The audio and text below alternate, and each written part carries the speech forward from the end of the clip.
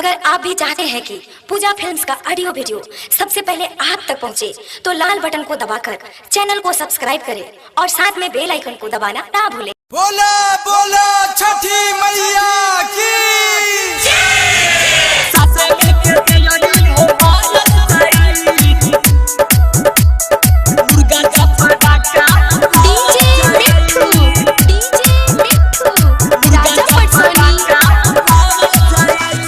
दौरा हो लेके अपना माथ पर सास भेंट होई पोखरा के आट पर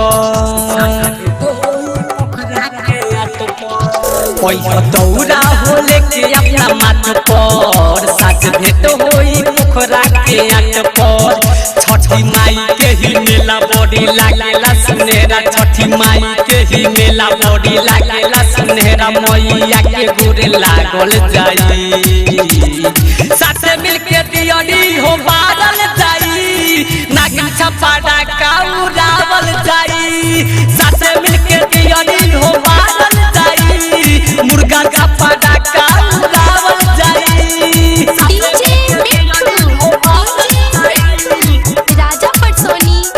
मुर्गा का पाड़ा का उड़ावल जाई, डायमंड रिकॉर्डिंग स्टूडियो छौड़ा। मुर्गा का पाड़ा का सखी सहेली के मनिहाना बात हो, असुपारा का उड़ावल जाई घाट हो, पर साले छठ देखे अइलू न जान हो, इस साले हमरा न तोरी विश्वास हो। सखी सहेली के मनिहाना बात हो, असुपारा का उड़ावल जाई घाट हो, पर साले छठ देखे अइलू न जान हो, इस साले हमरा ना तोरी विश्वास हो। ले लो सेउआ हो फलवा हाथ में धरलो नरियलवा, ले लो सेउआ हो फलवा हाथ में धरलो नरियलवा, छठी माई के चढ़ावल जाई, साथे मिलके दियनी हो बारल जाई, नागिन छपाड़ा का उड़ावल जाई, साथे मिलके दियनी हो बारल जाई,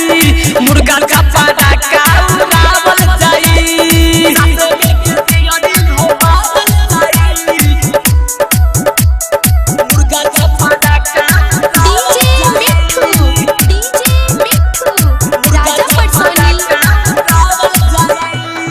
साल भर आइल बा छठ के परबिया, भूखिए बरत सभे दूधी नतिया, सबके दौरा में बाटल जाई परसाद हो,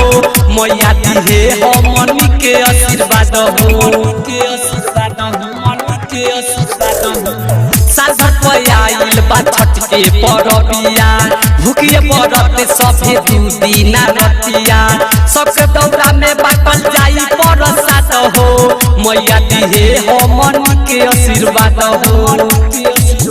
राइटर सूरज सुहाना नाही कर तू माना, राइटर सूरज सुहाना नाही करी तू माना, गीत में से गावल जाई,